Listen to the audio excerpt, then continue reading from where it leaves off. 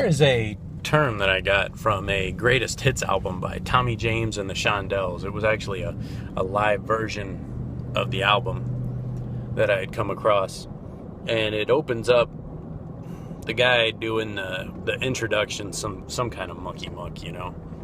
I'm sure his name is significant to some of you guys in the know.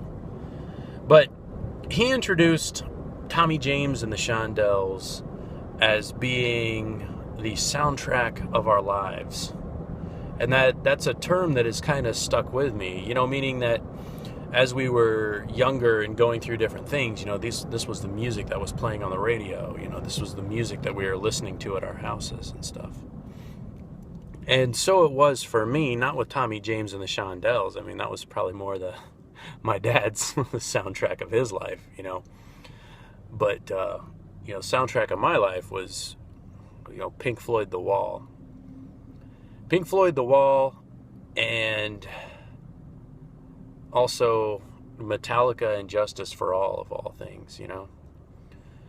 On a trip to New Mexico, a backpacking trip, we took a bus out there. So imagine taking a bus from Florida to New Mexico, a charter bus. It took like 5 days, man.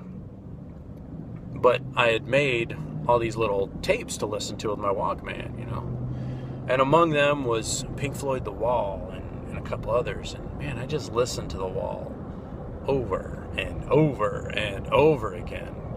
And the thing about The Wall is, and why The Wall worked so much better than the other tapes that I brought, or anything that anyone else brought. Like, you know, naturally we were trading tapes towards the end of it. But The Wall, you know, as a standalone rock opera, you know, just told his story start to finish.